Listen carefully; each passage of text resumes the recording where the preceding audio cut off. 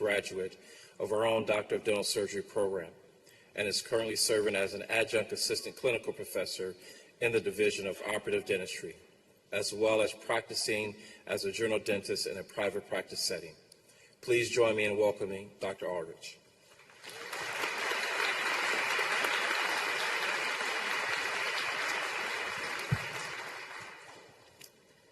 Good afternoon, dental therapy, dental hygiene, and dental students, faculty, family, and friends.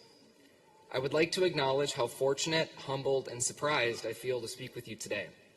So much so that I genuinely thought my keynote invitation was sent by mistake or that someone was pranking me.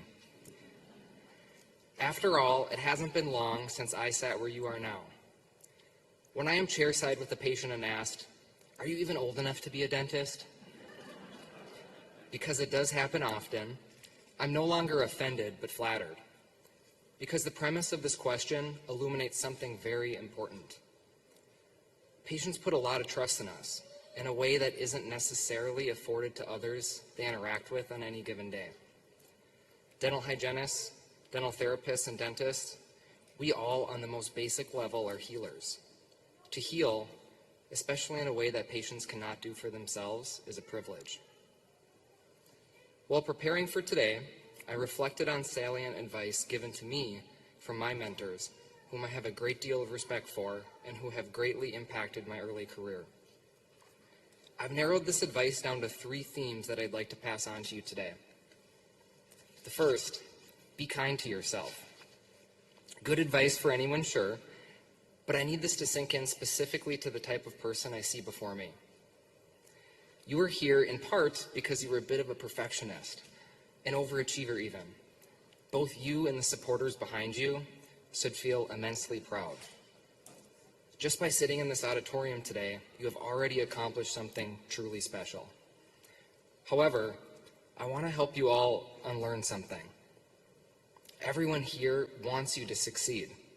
Your fellow students are your colleagues, not your competition. In the next few years, you will be challenged, mentally, emotionally, and even physically.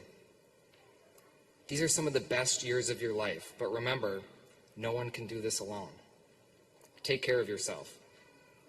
During your education and career ahead, you will be growing and receiving feedback. Your dental treatments will have complications or even failures. Guess what? That's okay. It's how you, this practice, and medicine in general grow. Understand your limitations. You're a human, not a machine. At the University of Minnesota School of Dentistry, you will encounter a diverse cohort of classmates, faculty, dental assistants, admin professionals, and clinical staff, all with different lived experiences and approaches to patient care. Find the people you click with and listen to them, observe them, and learn from them. Each person here represents a piece of a puzzle which in the end helps you become a more compassionate, competent, and ethically minded clinician. In your future career, you will likely never be surrounded by this many perspectives. Please utilize this resource. Next up, our second theme, relationships.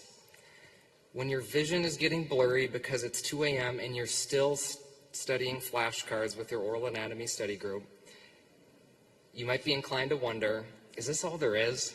Is this dentistry? Well, no, because relationships are the cornerstone of what makes this career fulfilling. Throughout your practice, sure, you'll get to know your patients and take care of their health. But did you know you'll treat 4 generations? You'll attend birthday parties, graduations, weddings, and funerals of your patients. It's true. I'll tell you a story about one of my very first patients.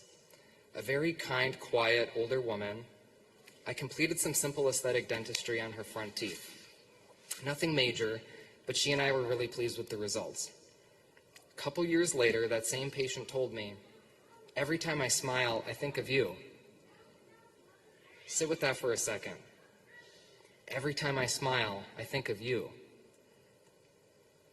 That connection and the rewarding feeling, the ones I know you'll build with those that you care for, that's the fuel. That's the good stuff. I'll leave you with our third and final theme, integrity.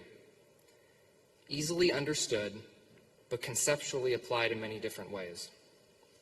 15 years from now, when you're meeting a new patient, the white coat you'll have on won't carry the same weight as it does at this very moment. The patient, though, they'll feel just the same as your very first patient did. Their vulnerability, the fear, or even embarrassment they may have about their oral health, and the expectations their questions will be answered clearly and honestly will remain the same. A simple rule of thumb here: talk to your patients wholesomely and honestly, like you would a member of your own family, a close friend, or a loved one. Follow this simple rule, and I swear you've got this thing half in the bag. Lastly, on integrity, and hopefully I'm not surprising anyone here, but you are about to pay, if you haven't already, a lot in tuition. In turn, and after a lot of hard work, you can be expected to be compensated well. However, more advice from a mentor of mine. Do the right thing, and the money will always be there. I urge you, especially as you start your career, not to let money, lifestyle, and student loan debt influence your treatment decisions and philosophy. You'd be amazed at how many different tracks this career can take you. Where you end up might look different than what you imagine today. That's okay. You have time. Changing your mind is allowed. And so, congratulations, my fellow dental professionals, on making it to this point. We're excited to witness what you discover, to feel the positive impact you will make here, and soon to call you colleagues. And if there is even the tiniest bit of imposter syndrome hiding somewhere in the back of your mind, let's squash it together right now. You belong here. Welcome to your profession. Thank you.